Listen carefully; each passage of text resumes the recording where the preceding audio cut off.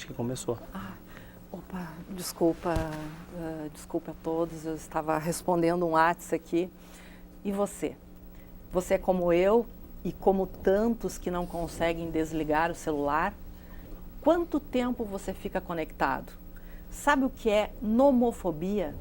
Pois esta é uma doença dos tempos modernos e tecnológicos. Pessoas conectadas 24 horas que sentem medo de ficar sem internet, seja no celular ou no computador. Essas pessoas sofrem deste mal. O Estúdio 4 desta semana reuniu um time de especialistas conectados, sim, para falar desse tema. Estão aqui conosco hoje todos os professores da Universidade de Passo Fundo, professor Adriano Teixeira, professora Maria Goretti Bittencourt, a professora Maria Joana Chais e também o professor Nelson Tagliari. Sejam todos bem-vindos e o tema de hoje promete, não é? Será que a tecnologia, assim, uma pergunta para a gente iniciar o nosso debate, a tecnologia é tão ruim assim, nos causa dependência, ficamos doentes ou não? Sempre tem uma medida. Professor Adriano. Bom, acho que para começar a conversa aí, um elemento bem importante, eu acho, para a gente ter claro, é que sempre a tecnologia influenciou de alguma forma na vida do ser humano, né? Na sua organização social, na forma como ele ganha dinheiro, na forma como ele se comunica, como ele estuda, como ele se relaciona, né? Então, historicamente, isso acontece, né? A tecnologia tem um poder muito forte. A questão que nós temos é que agora nós temos uma tecnologia que ela não está mais relegada a determinados espaços, né? É uma tecnologia que eu começo a ter acesso a ela quando eu sou criança e vou continuar com acesso a ela até os meus últimos dias, né? E não só para lazer, como no meu emprego, quando eu vou estudar. E me parece que aí as fronteiras ficam um pouco nebulosas e eu tenho que necessariamente me adaptar à utilização de uma mesma tecnologia em espaços diferentes. Mas, de qualquer forma, o que nós temos agora é um processo de potencialização de tudo, né? Acho que no decorrer do papo a gente pode explorar um pouco mais essa ideia. Professora Goretti. Assim, ó, a tecnologia não é ruim, é absoluto, né? Eu estava me lembrando de uma história quando surgiu a televisão. A televisão vai acabar com a família, é o fim da família. Não é isso. Não é a tecnologia, assim como não é o carro responsável pelo acidente.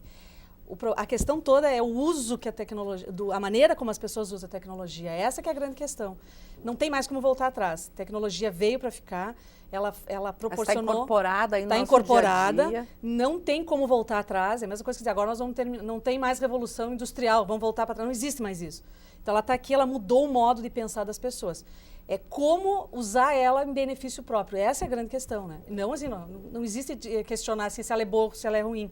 Ela está acima disso, é amoral nesse sentido, né? Professora Maria Joana, para a comunicação, a tecnologia veio para agregar, não é? É uma revolução enorme, né? Às vezes a gente fica imaginando como nós fazíamos antes, né? É um processo que mudou completamente o nosso fazer.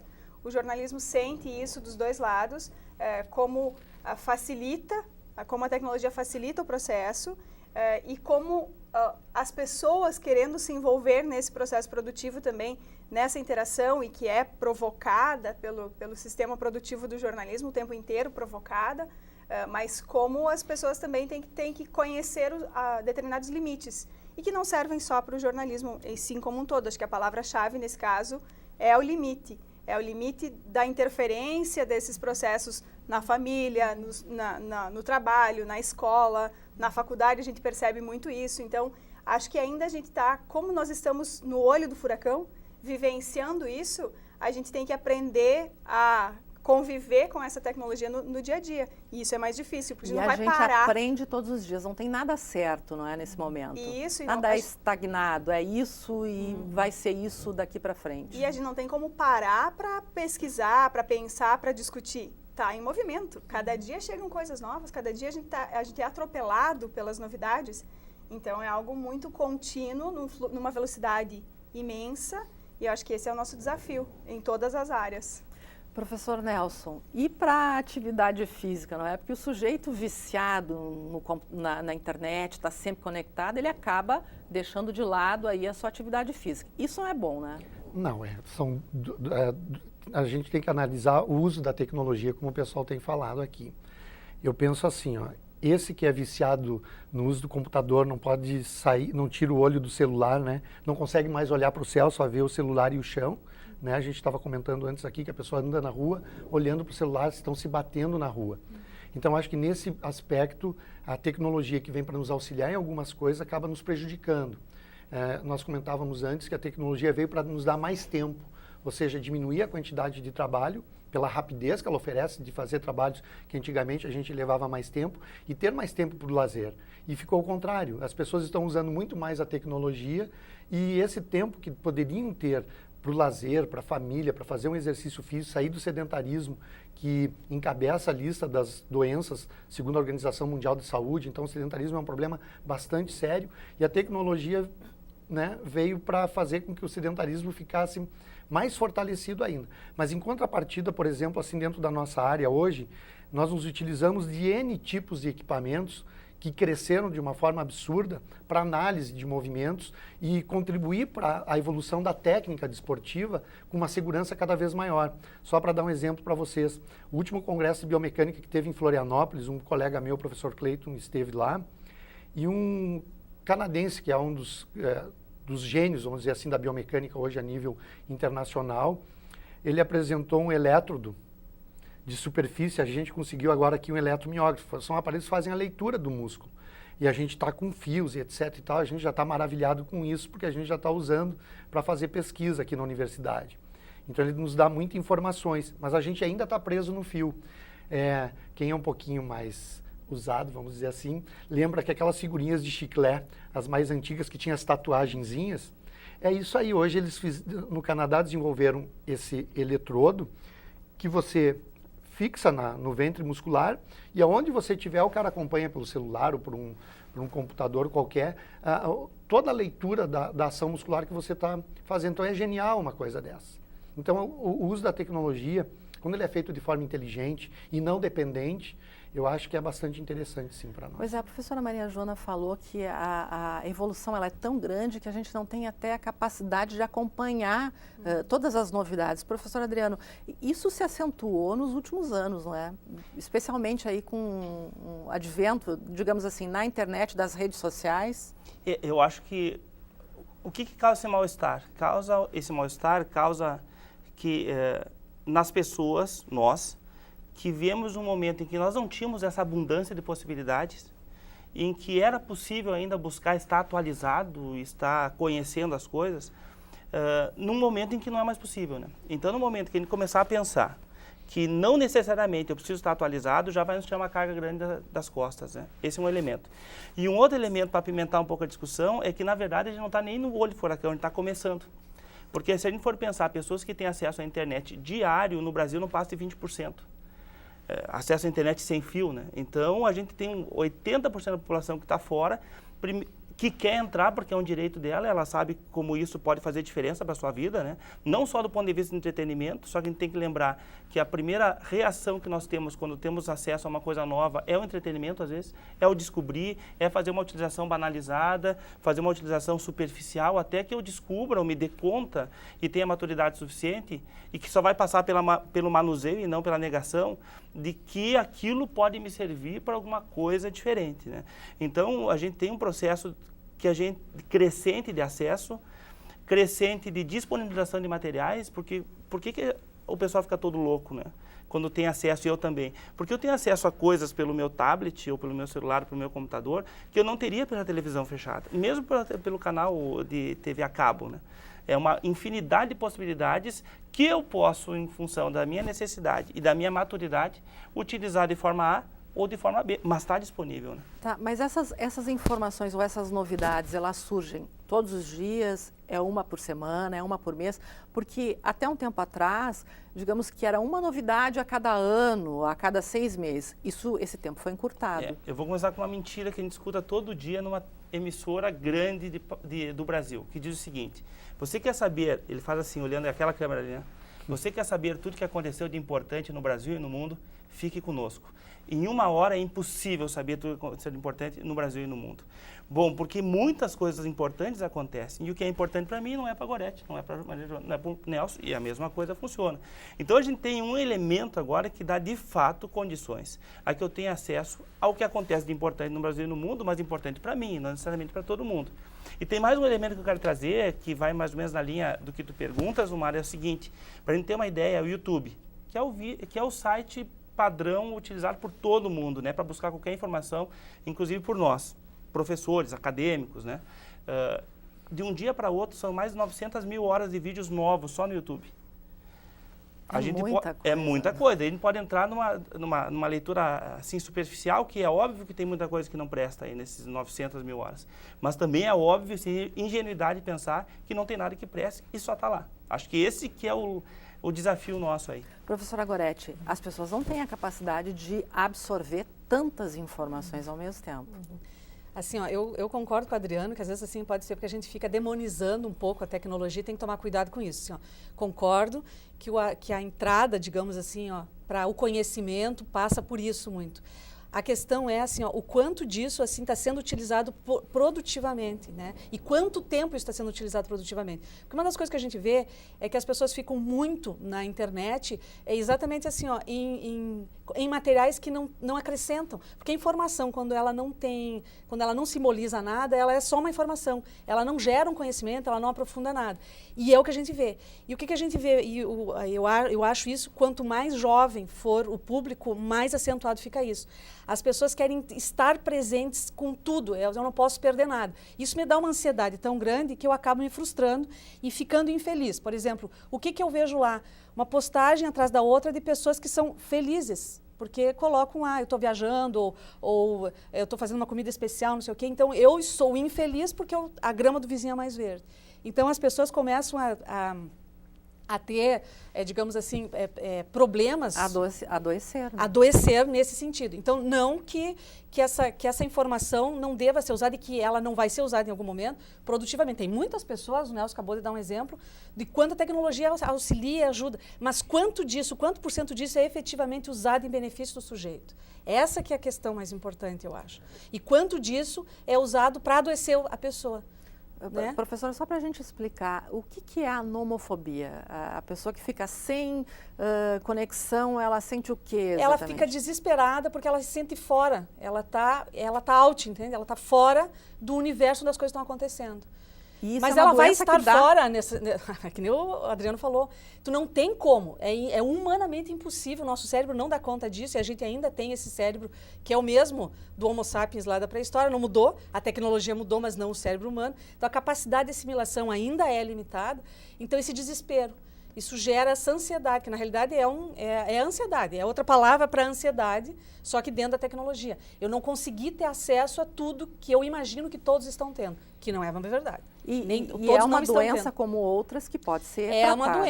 É uma doença, obviamente, né? Gera uma frustração imensa, pode chegar a um processo depressivo, ser muito agravada, né? Mas é a ansiedade, né? Esse desespero então a pessoa não consegue ficar meia hora, então ela atenta meia hora, por exemplo, em aula. Fico prestando atenção no professor meia hora e daqui a pouco tem que estar lá no celular. Mas o que ela está vendo no celular? O que é o WhatsApp? Não é a informação da aula, provavelmente, porque não é para isso. Essa é uma reclamação, aliás, dos professores. É geral. Eu acho assim que o processo de dar aula hoje tem que ser modificado. Não dá mais para pensar como se dava aula, né, escolasticamente. Isso tem que desaparecer, até porque tu não vai mais se comunicar com esse público, não existe como. Né? Mas também proibir o uso do celular em sala de aula, daí depende da característica de cada professor. Olha, assim, eu acho polêmico, né? É polêmico, porque eu acho que dar aula, concorrer com o celular, concorrer com o YouTube, você não tem como, né? Ou seja, não existe essa possibilidade. E tu não tem como aprofundar um conhecimento que tu não questione, que tu não trabalhe, que tu não relacione. E a paciência das pessoas está extremamente encurtada, sabe? Especialmente se as gerações são mais jovens, assim. Não tem esse espaço, por exemplo, para assistir um documentário de 1h30. Não, esse troço é muito complicado. Ou ler um livro grosso, digamos assim. Isso já está desaparecendo. É a coisa mais imediata. E isso sim, essa ansiedade é que eu acho particularmente perigosa. E não tudo que a tecnologia dá. Ela dá coisas extremamente importantes e valiosas. Ela é não utilizada. Eu né, não tenho os dados estatísticos, mas acho que sim. Né? Eu acho que a educação pode ter um papel importante, no que a Gorete fala, porque, de fato, a gente é imaturo, né?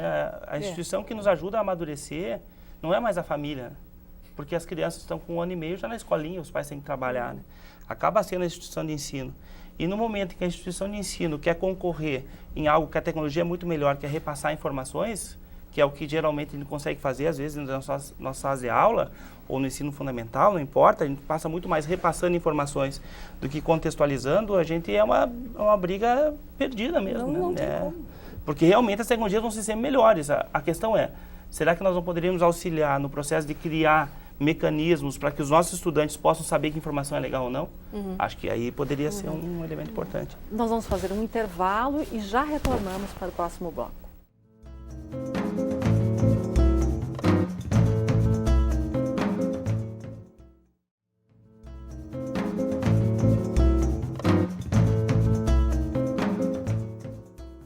O programa desta semana trata da nomofobia, uma doença moderna que acomete pessoas que se sentem angustiadas por não estarem conectadas o tempo todo. A UPF-TV foi às ruas saber se as pessoas se consideram viciadas em algum tipo de tecnologia. Vamos assistir. Se considera um viciado em tecnologia? Sim. Me considero. Sim.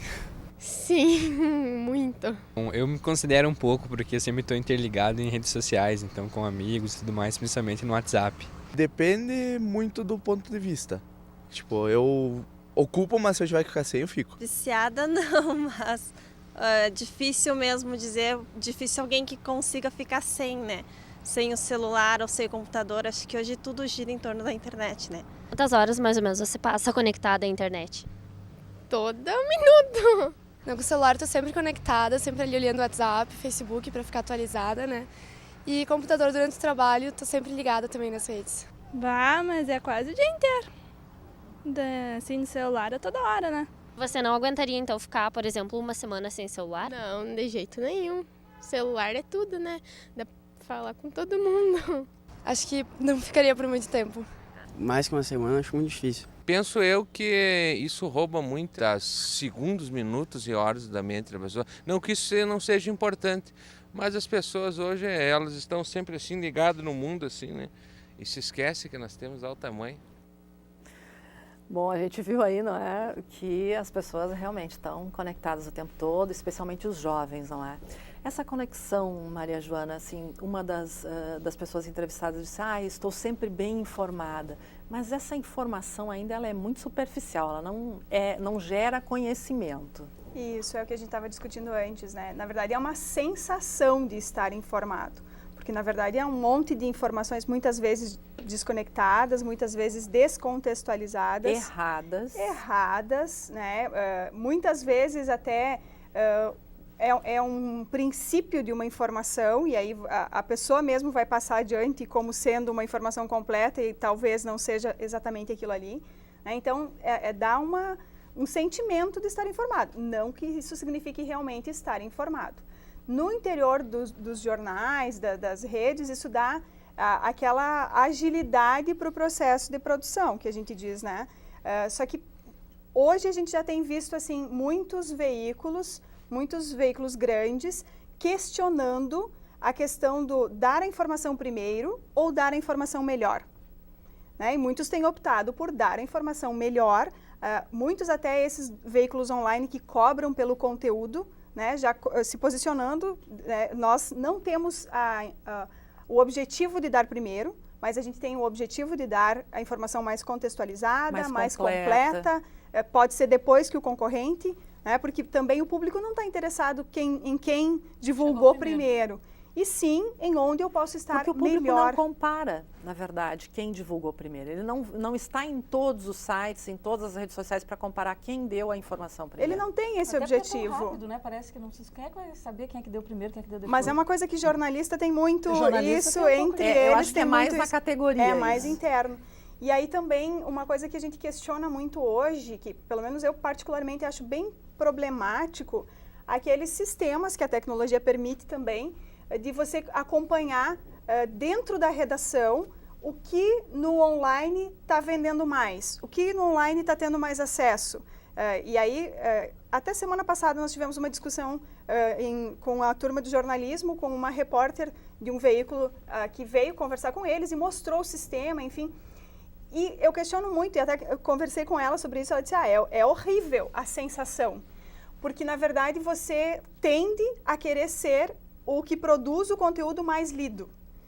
Só que o conteúdo mais lido muitas vezes é um conteúdo banal, é um conteúdo muito menos importante, mas essa sensação de querer estar nos principais, nos mais acessados, pode fazer com que o repórter potencialize pautas desse tipo. Então, também a gente não pode perder o que é o sentido da informação importante para melhorar o espaço público, né? Aquela coisa, o cerne da questão, né? Do que é o jornalismo, do que é informação, do que é essencial estar sendo divulgado. Então, às vezes, potencializa, sim, e isso é indiscutível, e os benefícios que traz, mas também, talvez, o próprio repórter pode sentir isso. E tem uma outra situação, que talvez antes da gente passar para outros temas aqui, que acontece nas redações, é que a tecnologia, ela acomodou, de certa forma, o jornalista dentro da redação. Ficou muito fácil, não é? Mas também os veículos estão começando a perceber isso. Porque o jornalista ele tem que estar onde o fato está acontecendo, tem que estar presente, tem que sair da redação. É o famoso tira a bunda da cadeira, né? E ir para a rua, que é onde tu tem que estar gastando sola de sapato, como dizem muitos, né? E acho que isso, os veículos que não convidam as pessoas a participarem estão sendo deixados de lado, porque justamente as pessoas querem participar. Então eu quero mandar a minha foto, eu quero mandar o meu vídeo, eu quero mandar a minha opinião, eu quero participar. Eu sinto essa necessidade, assim como eu sinto necessidade de estar me expondo nas redes sociais, de mostrar minha vida, o que eu faço, como eu sou legal, como eu sou amada pelas pessoas. Eu também tenho necessidade, tenho vontade de participar nos veículos de comunicação. Acho que aí muitos veículos ainda não sabem o que fazer com essa participação. Eles ainda estão aprendendo. É um aprendizado diário. Diário, eu acho que a questão da checagem, a questão, né, e do dar o contexto, porque também não é aquela informação fragmentada, então muitos ainda não sabem. Outros estão equipando muita gente para trabalhar com esse conteúdo, porque sabem que é um movimento que não vai voltar. Isso. Não vai ter retorno, a gente vai cada vez ter que lidar mais com esses conteúdos que chegam do público, e aí o público manda, mas ele também quer um retorno. Eu quero aparecer, eu quero ter, né? E aí acho que isso, dentro das redações, é bem isso, constante, diário. Tem gente que está ali na rua com o celular, facilita, fiz uma foto, fiz um vídeo, quero mais é que apareça. Então, e o que os veículos vão fazer com isso é uma discussão e compete bacana. Com o próprio jornalista, não é? Porque ocorre um acidente, a pessoa que está passando já fez toda a cobertura, e aí o repórter está recém saindo da redação para ver esse acidente. De que jeito fez a cobertura, né? É isso que eu ia dizer agora, porque daí isso também é questionável, assim, porque a gente passa todo o tempo que os jornalistas estão em formação aqui falando para eles sobre a questão da ética, do respeito aos familiares, porque as pessoas gostam muito do sangue, né? Então a gente tenta trabalhar essas pautas e mostrar como você precisa abordar, sim, porque a informação, você não pode fugir de dar essa informação, mas de uma forma cautelosa, e isso as pessoas não têm. Então saem publicando suicídio, saem publicando informação, né, fotos muitas vezes desrespeitosas, sensacionalistas. Então esse fluxo de informação cada vez maior é que é o nosso desafio hoje. E isso instiga também aquele lado do ser humano, né, de tragédia, de ver tragédia, isso é terrível. Professor Nelson, mas eu queria lhe perguntar o seguinte, nós no bloco anterior falamos que o celular nem todas as vezes ou muitas vezes contribui no processo de aprendizagem do aluno. Na Faculdade de Educação Física, que medida hoje essa tecnologia influencia no aprendizado? Atrapalha? Eu acho que, como ela está sendo usada, mais atrapalha do que ajuda. Porque vocês comentaram e falaram a questão da aula, inclusive a gente teve uma reunião com a reitoria sobre esse assunto. Proíbe ou não proíbe o celular? Tem uma lei aqui no Rio Grande do Sul, não me lembro do número, mas que é proibido o uso de celular em sala de aula. Nas é lei. Escolas E nas estaduais. escolas estaduais também. Então tem N atitudes que estão se tomando, mas normalmente os professores eles têm autonomia dentro da sala de aula para tentar resolver essa situação. Eu sou um que proíbo o celular, a não ser que o aluno possa usar para acessar realmente fazer um link, como a gente estava falando antes, daquilo que eu estou dando em aula e o que ele pode utilizar com aquilo e fazer essas pontes para poder então entender melhor um conteúdo. O que eu vejo assim? Você está dando aula, é que nem nós estamos conversando aqui. Se alguém pegar o celular, como você começou o programa, eu vou falar com quem? E uma aula, ela é expositiva dialogada. Ou seja, eu exponho determinado assunto e a gente espera um feedback do aluno no sentido de que existe o exercício do questionamento. Se você está em outro planeta, que o teu celular te leva no outro planeta, você nem sabe o que está acontecendo naquele universo da sala de aula. Você está em outro universo. E eu acho que essa dispersão mental acaba atrapalhando o aprendizado, sim. Então, eu acho que o celular dentro da sala de aula tem que ser, realmente, nesse sentido, a utilização tem que ser proibido mesmo. Né? É aquele momento nosso. É o momento onde nós temos o contato com o aluno e o aluno tem o contato com a gente. E eu acho que daí começa a ter uma distância muito grande entre o professor e o aluno. Ele começa a nos ver como o bruxo e a bruxa, né, que vai impedir a formação dele. Mas que formação o cara vai ter se ele realmente não se relacionar com o curso que ele faz? E ele tem que entender que o futuro dele é esse. Ele vai se sustentar, de repente vai sustentar a família dele com essa profissão e parece que ele não está levando a sério. E o problema que a gente enfrenta, né, essa questão que vocês falaram antes da mídia, de aparecer, dessa necessidade de estar na mídia. Nossa, vocês veem hoje no Instagram, no WhatsApp, os selfies de pessoas marombadas, saradas. E, assim, ó, é uma exposição corporal, inclusive com o direito de informar os usuários dos exercícios que eles fazem. Pois é, tem uma onda aí, não é, de pessoas que se exercitam. Sim, hoje eu como é que é eu estava lendo, inclusive, na internet, né? Porque é um meio que a gente utiliza, inclusive para pesquisa, é sensacional. Mas, assim, como você utiliza ele? É a síndrome da Graciane Barbosa. Os famosos que estão fora da mídia, hoje, como é que eles entram na mídia? Estando sarado, né? Ter um corpo sarado, ou seja... E dando uma receita sobre isso. E receita sobre isso. Inclusive, o Lula dando receita de beleza, que ele é uma sumidade em beleza física, e nutrição. O Lula. Entende? Então, assim, ó, você vê absurdos. E ele erguendo peso. E tem seguidores, né, professor? O pior é isso. É que assim, não é só o jornalismo que é uma se coisa vê absurda. Atrapalhado. Todas as profissões se veem atrapalhado porque todo mundo tem alguma coisa, algum pitaco para dar. E milhões de seguidores para... E esse é um perigo. Aí é o perigo das profissões acabarem se perdendo. Porque existe todo um processo em cada profissão, na educação física, no jornalismo, enfim, em qualquer profissão, na medicina. Mas todo mundo tem um pitaco para dar. Baseada no quê? No eu mesmo ou no que o meu colega ou naquilo que eu achei interessante. Isso é perigoso. Aí eu achei interessante uma fala das pessoas que eu não sou viciada, né? Não sou viciada, mas eu não posso ficar muito tempo sem. É uma dificuldade também das pessoas se darem conta. Eu me lembro do alcoolismo. Assim, né? Eu não sou alcoólatra, eu só bebo socialmente, não é a fala. E eu posso parar. Mas eu todo posso dia. parar quando eu quiser. Agora, eu tomo todo dia. Se eu tomo todo dia, eu sou um viciado. A dificuldade é que a palavra é pesada, né? Ser viciado significa ser doente. Então, não sou. É só que eu não posso viver sem. Então, veja como é paradoxal, né? Mas e o que essas pessoas estão...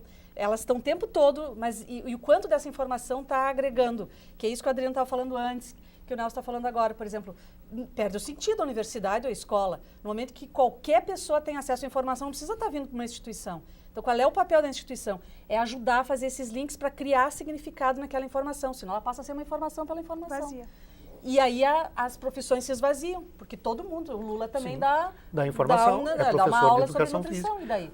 Então, assim, hoje a gente vê atores, atrizes dando aula de ginástica, a formação deles. O que eles entendem de fisiologia, de metabolismo humano, de biomecânica? Ou seja, qual é o estresse que tu está submetendo o teu organismo? Esse estresse é bom, ele vai te trazer algumas adaptações que sejam seguras para você manter a tua qualidade de vida, a tua saúde, a tua estética, ou é simplesmente um modismo que vai passar de repente e banalizando, né, a nossa área. Então hoje a gente tem academias que alugam equipamento, porque o cara acessa um site Eu brinco com os alunos www.maromba.idiota.com.br, qualquer coisa, e o cara copia aquilo como se aquilo fosse interessante para ele. Ele não contextualiza nem o exercício, nem o sistema de treinamento que vai contemplar os seus objetivos ou os problemas que eles têm, diabetes, cardiopatias, problemas da coluna, escoliose, cifose, lordose, espondilolistese, o que tiver. Tudo dá para a gente trabalhar desde que esse trabalho seja feito em relação àquilo que a pessoa apresenta. E não copiando de alguém. Isso é uma informação vazia, inútil, né? Alguém que não tem nada a ver com a área, mas é o sex symbol da TV, não sei o quê. Fora isso, eu não sei se tu pode, aproveitando isso, me lembrei de uma história, por exemplo, quem é que não foi para a internet para ver, por exemplo, tu recebe um diagnóstico, faz um exame de sangue lá e recebe lá, e tu vai dar um nome esquisito, tu vai para a internet para saber o que é, e lá tem 500 informações, tu constrói teu diagnóstico e pensa que vai morrer na semana seguinte, né? Então o médico, além de tudo, também tem que lidar com isso, tirar essa... porque, na verdade, existe uma interpretação científica que exigiu um estudo anterior e que eu não tenho essa competência, porque eu não sou dessa área. E as pessoas fazem isso o tempo todo, né? Elas ficam dando... Professor Adriano, aproveitando esse gancho aí, não está faltando aí um aspecto legal, porque o sujeito que vai dar dica, não é no lugar de um professor de educação física, ele está cometendo um ato ilegal. Eu acho que a legislação que já existe pode ser acionada. Pode, é exercício legal da profissão. É específica, né? A questão é, ok, eu consigo acionar essa legislação que já existe para um cidadão brasileiro que está exercendo a profissão sem, de certa forma, exercendo a profissão. Mas se esse cara estiver em Portugal, que tipo de legislação eu vou lançar a mão para poder dar conta disso, né? Então, o que eu vejo é que a gente está, na verdade, todo mundo se adaptando a uma nova situação, né? A gente está, é muito novo, a gente está, eu costumo dizer que é que nem cachorro de apartamento, né? Quando tu larga na praça, o cara ele fica louco correndo até que ele cansa de estar, já reconheci, agora eu vou me localizar melhor. Acho que a gente está vendo um pouco dessa síndrome, todos nós, e a tendência, me parece, é que a gente consiga se adaptar nesse mundo de abundância aí, porque do jeito que está, obviamente, não vamos continuar. Eu penso assim, interrompi vocês, mas assim, todos esses meios são meios que devem auxiliar os processos de educação que a gente tem, né? Meios auxiliares. Não é a finalidade em si própria. E eu acho que é aí que está se tornando o problema. Tu acessa de todos os lugares do mundo essas informações, sejam elas dentro da minha área, dentro da medicina, dentro de qualquer coisa. Tem cursos, por exemplo, à distância, que agora também tem, né, esses cursos de massagem à distância. A gente vai fazer um breve intervalo e retorna para o último bloco do programa.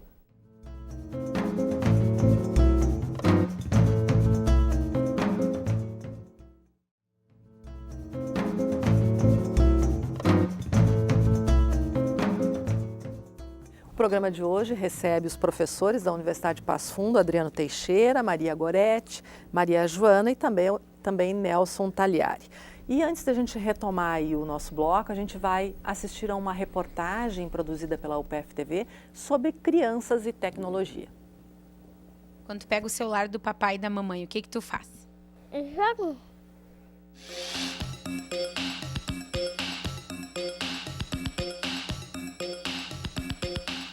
O aparelho chama tanto a atenção que em alguns momentos ficamos sem respostas. Nem, não vai contar para nós? Vamos ter que botar um grilinho. Na verdade, ele pega bastante o nosso telefone, né? E às vezes, a gente, pensando nesse modo, a gente até pensa em dar um para ele. Aí é que mora o problema. Para esta psicopedagoga, os pais devem estabelecer limites desde o início, para que surpresas não apareçam ao longo do caminho. A criança deseja ter um celular porque ela vê os pais terem, os irmãos, os amigos, né? E quer queira, quer não, ela acaba tendo esse desejo de ter um aparelho, celular, um smartphone, né? Que ele possa se comunicar também.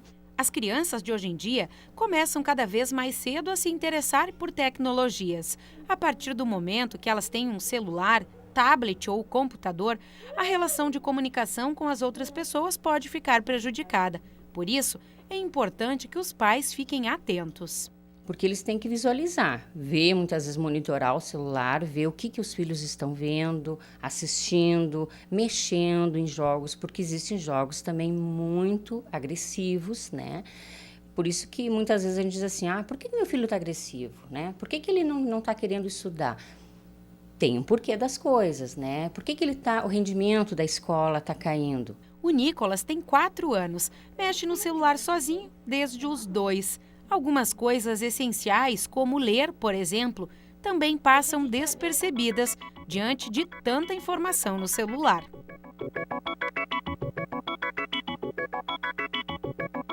Sempre ele dispersa bastante a atenção dele. A gente conversa com ele, até para comer, assim, é bem dificultoso, porque ele não quer comer, ele quer ficar ali. Às vezes ele come na ansiedade para poder ir jogar logo.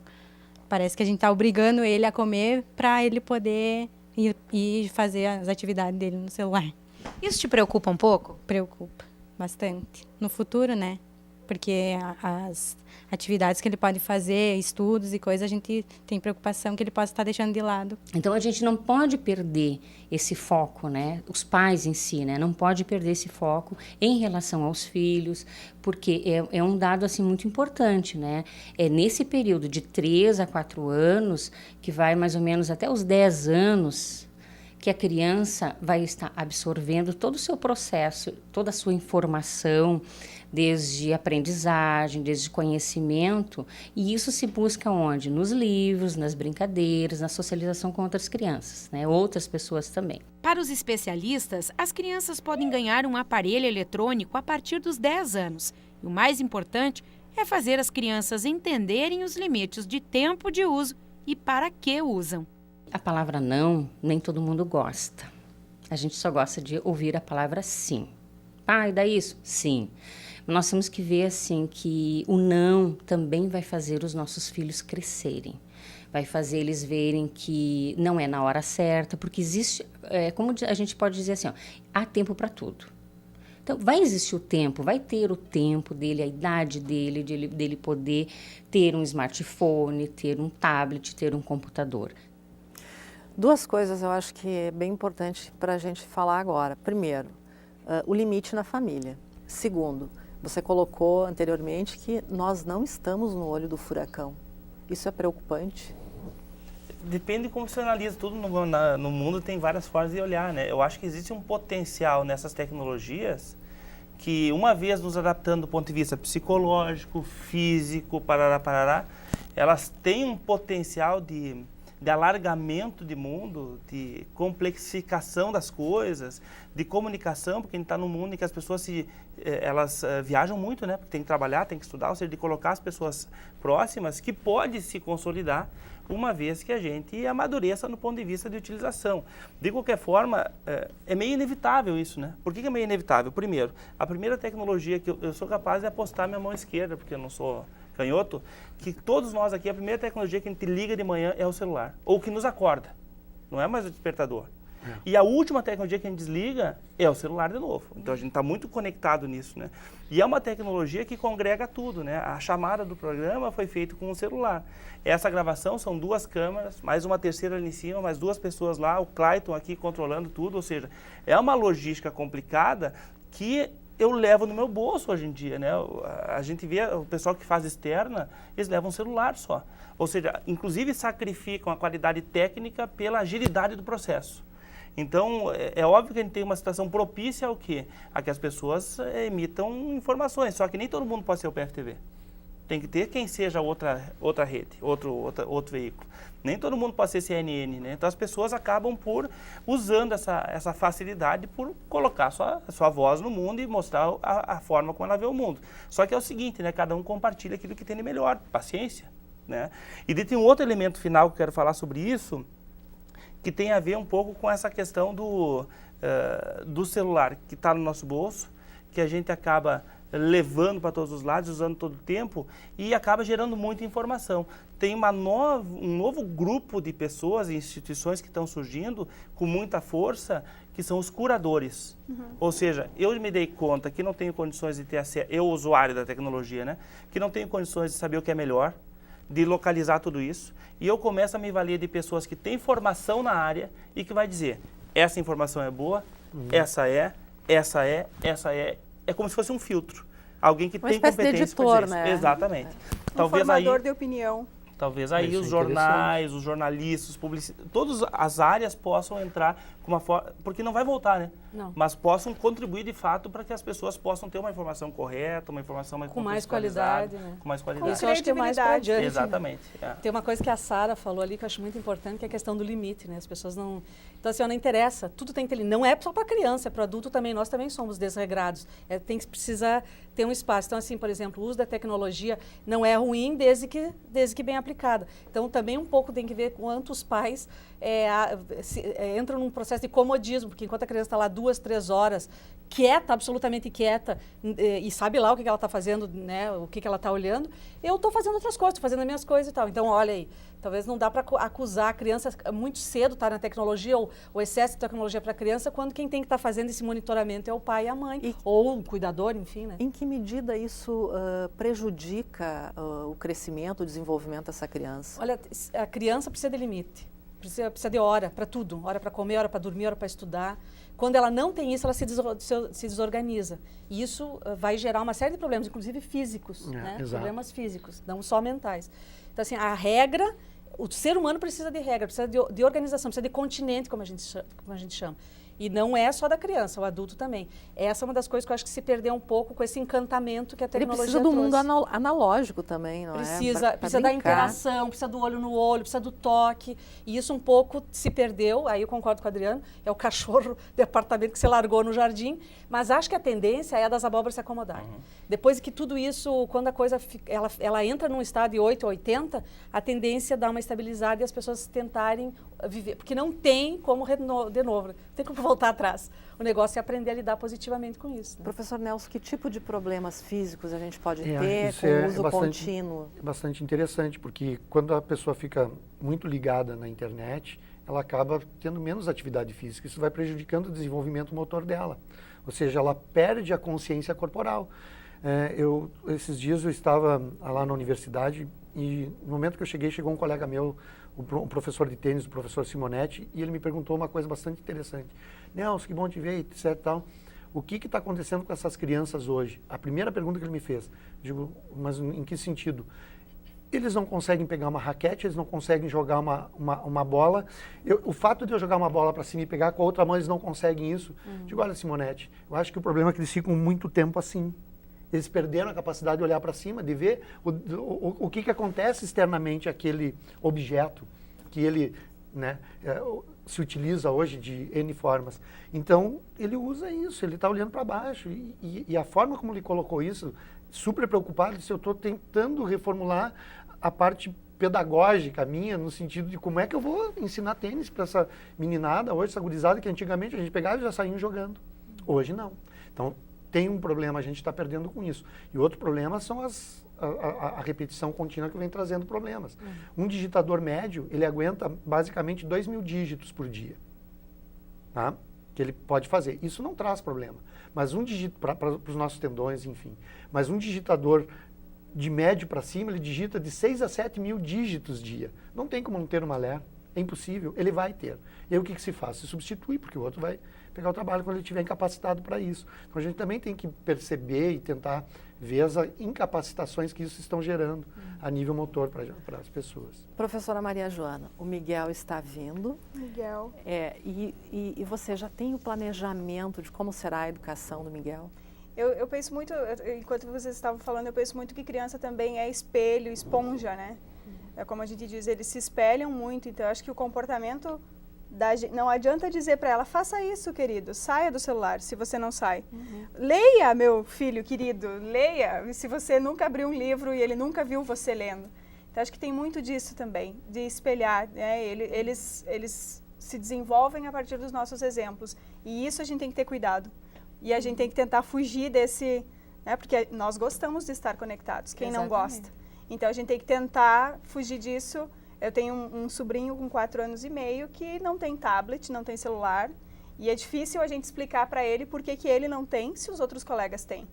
Né? E a gente tenta ainda deixar, ele joga sim no celular da mãe, mas pouco tempo, tudo muito regrado. Então eu acho que vai muito disso, vai de a gente se conscientizar do que é bom. Aí está a medida de tudo, não é? A conscientização, o limite. Tá certo. Agradeço a presença de todos vocês, o programa foi ótimo. Nós ficamos por aqui agradecendo a sua audiência. O Estúdio 4 volta na próxima semana, sempre conectado com os temas mais importantes da comunidade. Até lá.